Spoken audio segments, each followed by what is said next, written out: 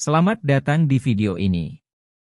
NASA dan Boeing akhirnya menemukan akar penyebab masalah pada Boeing Starliner selama penerbangannya pada awal Juni.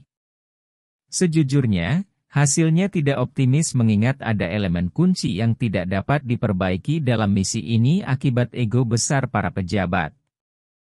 SpaceX Dragon harus dipanggil untuk membantu mencari tahu semuanya dalam episode Peta Teknologi hari ini. Tetapi sebelum kita mulai, mari berlangganan saluran tersebut untuk terus mengikuti berita luar angkasa terbaru di bawah tekanan opini publik. NASA akhirnya mengakui bahwa kru SpaceX Dragon bisa saja menjadi skoci untuk pesawat ruang angkasa Boeing Starliner yang terjebak di luar angkasa. Ini adalah bagian dari langkah terbaru NASA untuk mempersiapkan kegagalan misi CFT Starliner saat turun. Mereka sekarang sedang meninjau opsi cadangan, termasuk menggunakan kapsul lain untuk membawa pulang para astronot dengan selamat, dan ini adalah prioritas utama. Ada satu kru Dragon yang saat ini berlabuh di stasiun dan satu lagi dijadwalkan untuk diluncurkan dengan kru baru bulan depan. Steve Stitz, manajer program kru komersial NASA, menyebutkan bahwa tim tersebut telah menyelesaikan rencana yang awalnya dikembangkan ketika pesawat ruang angkasa Soyuz Rusia yang membawa astronot NASA Frank Rubio ke Stasiun Luar Angkasa Internasional mengalami kebocoran cairan pendingin. Misi ini dikenal sebagai Soyuz MS-22. Rencana awal disusun untuk kemungkinan membawa astronot NASA Frank Rubio ke dalam kapsul Dragon awak SpaceX jika diperlukan. Namun, Rusia meluncurkan pengganti pesawat ruang angkasa Soyuz, dan rencana ini tidak diperlukan. Rubio dan rekan krunya, kosmonot Rusia Sergei Prokopiev dan Dmitry Petelin, harus tetap berada di orbit selama beberapa bulan lagi sampai mereka kembali ke bumi dengan pesawat ruang angkasa Soyuz yang baru. Kami memutuskan untuk menggunakan Dragon sebagai opsi pengembalian darurat bagi Frank, kata Stitz. Kami memiliki konfigurasi Frank di dek tengah Dragon. Maksud saya tentu saja kami telah membersihkan beberapa hal yang perlu dilihat relatif terhadap Starliner hanya untuk bersiap, tetapi sekali lagi pilihan utama kami adalah mengembalikan Bud dan Sunny ke Starliner. Kami cukup jauh dari tempat kami berada dengan Soyuz. Kami hanya ingin memahami pendorongnya lebih jauh sebelum kami berkomitmen untuk melakukan pelepasan terakhir dan kembali. Namun, ketika ditanya kapan dua astronot NASA akan kembali ke rumah, sejauh ini belum ada tanggal kembali resmi yang diberikan. Menurut pembaruan Starliner, tanggal pendaratan untuk uji penerbangan awak Starliner akan dijadwalkan setelah uji terbang tinjauan kesiapan yang direncanakan akhir minggu depan, sementara peluang pendaratan tersedia sepanjang Agustus. Pilot Bud Wilmore dan Sunita Williams pertama kali berangkat ke stasiun tersebut kira-kira 7 minggu yang lalu, pada awal Juni, dalam misi uji coba yang dimaksudkan untuk berlangsung sekitar 1 minggu. Namun, pelepasan kapsul tertunda karena kesalahan pendorong dan kebocoran helium kecil yang meningkatkan kekhawatiran keselamatan.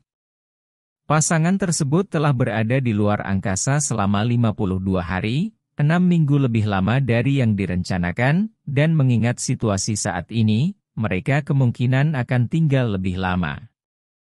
Dalam konferensi pers pada Kamis pagi, pejabat NASA dan Boeing mengatakan bahwa insinyur terus melakukan serangkaian tes yang relevan. Kita tidak tahu kapan semuanya akan berakhir, kata mereka. Akhir pekan ini, 27 dari 28 pendorong RCS akan ditembakkan untuk memeriksa kinerjanya saat berlabuh di stasiun luar angkasa dalam pengujian yang berfungsi sebagai pelengkap. Tim ingin memverifikasi kinerja pendorong serupa mengenai apa yang akan dilakukan selama misi masa depan. Tim juga menginginkan titik data kebocoran helium lain yang tetap stabil sejak kedatangan pesawat ruang angkasa di stasiun pada tanggal 6 Juni. Sistem helium telah ditutup hampir sepanjang waktu saat merapat ke stasiun sehingga tidak ada helium yang bocor dalam konfigurasi itu. Misi kami adalah membawa kru ke ISS dan itu telah selesai. Misi kami sekarang adalah belajar dari uji penerbangan dan fokus untuk mengembalikan kru dengan selamat, tambah Mark Napi, Manajer Program Starliner dan Wakil Presiden. Sementara tim mengembangkan rencana ke depan, mereka juga melanjutkan pekerjaan pesawat ruang angkasa standar dan pemeriksaan sistem dari Starliner yang berlabuh. Sebelum melanjutkan lebih jauh, beritahu kami apakah Anda menyukai videonya. Jika ya, silakan klik suka dan bagikan, dan mari kita lanjutkan. Kami mulai mendekati alasan penerbangan terakhir untuk memastikan bahwa kami dapat pulang dengan selamat dan itulah fokus utama kami saat ini. Stitch dari NASA mengatakan pengujian tersebut mengikuti uji lapangan dan dengan sistem kontrol reaksi, RCS thruster, yang telah selesai dan pembongkaran serta inspeksi menyimpulkan bahwa tim Starliner sedang meninjau data yang akan membantu dalam misi masa depan dan membuka jalan bagi astronot NASA Buzz Wilmore dan Sunita Williams untuk kembali ke bumi. Selain itu, pengujian ini dapat membantu mereka memahami akar permasalahan dengan menganalisis versi modul layanan Starliner yang telah berada di White Sands, New Mexico, selama 3 tahun. Kebocoran helium mungkin disebabkan oleh segel teflon pada tonjolan katup oksidator yang membatasi aliran propelan nitrogen tetroksida. Katup kecil yang mirip dengan katup inflasi pada ban dirancang untuk membuka dan menutup untuk mengontrol aliran propelan ke dalam ruang pembakaran thruster. Segelnya rusak karena terkena uap propelan dan panas yang menumpuk di dalam pendorong. Segel teflon di ujungnya berubah bentuk karena pemanasan dan vakum alami yang terjadi dengan penembakan thruster. Masalah panas berlebih pada thruster dianggap disebabkan oleh 2 alasan utama, sinar matahari dan efek termos dari rumah anjing. Pendorong yang menghadap ke belakang terkena lebih banyak sinar matahari saat Starliner mengorbit bumi. Selain itu, ada 7 pendorong di setiap rumah anjing pesawat luar angkasa, dan kombinasi dari ke-7 pendorong tersebut menciptakan efek termos yang mengarah ke degradasi thruster. Jadi, bagaimana mereka mengatasinya? Poin kuncinya adalah apakah segel tersebut dapat tetap utuh melalui proses undocking dan deorbit burn dari pesawat ruang angkasa Starliner. Pendorong tidak diperlukan saat Starliner masih terpasang di stasiun luar angkasa. Apakah segel tersebut dapat bertahan selama sisa penerbangan? Itu bagian penting, kata Stitch. Tim mencoba mengevaluasi integritas segel yang terdegradasi dengan menembakkan thruster di tanah 5 kali lebih banyak daripada yang dibutuhkan untuk menembak saat Starliner kembali ke bumi. Kabar baiknya adalah segelnya tetap utuh. Namun, itu tidak berarti para astronot dapat menerbangkan pesawat ruang angkasa Starliner secara manual dalam perjalanan pulang seperti yang mereka lakukan sebentar selama perjalanan ke ISS. Pesawat ruang angkasa tersebut akan terbang dalam mode otomatis. Beberapa manuver manual memberikan tekanan ekstra pada pendorong, kata Steve Stitch. Uji penembakan panas akhir pekan ini akan dilakukan, dan jika menunjukkan hasil yang baik, akan ada tinjauan kesiapan penerbangan pada akhir minggu depan untuk membahas kesehatan pesawat ruang angkasa Starliner.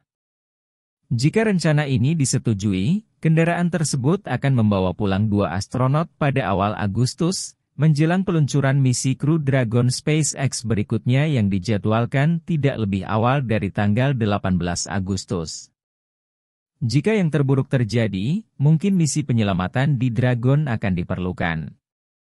Ini berarti bahwa tekanan pada pengujian berikutnya sangat besar untuk misi Starliner di masa depan.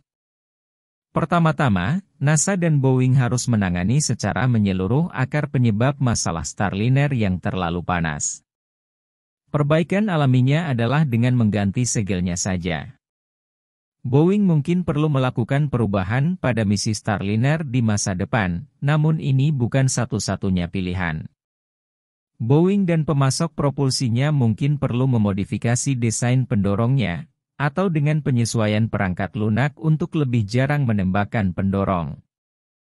Semua ini membutuhkan waktu, dan ini menjelaskan mengapa penerbangan Starliner keempat dari misi operasional pertama akan diundur dari Februari hingga Agustus mendatang untuk memberikan lebih banyak waktu untuk ulasan setelah misi CFT ini. Jendela peluncuran Februari akan digunakan untuk Crew Dragon 10 sebelum Crew Dragon 10. Crew Dragon 9 dijadwalkan untuk diluncurkan ke Stasiun Luar Angkasa Internasional tidak lebih awal dari 18 Agustus tahun ini. Misi ini mungkin menjadi misi terakhir ke ISS yang tiba di Samudera Atlantik dengan menaiki Crew Dragon. Bagaimana pendapat Anda mengenai video ini? Jika Anda punya pendapat, silahkan tuliskan pendapat Anda pada bagian komentarnya. Dan jika Anda suka dengan video ini, silahkan klik like dan subscribe, dengan begitu kami akan membuat video lainnya untuk Anda semua. Terima kasih dan sekian dulu dan sampai jumpa di video berikutnya.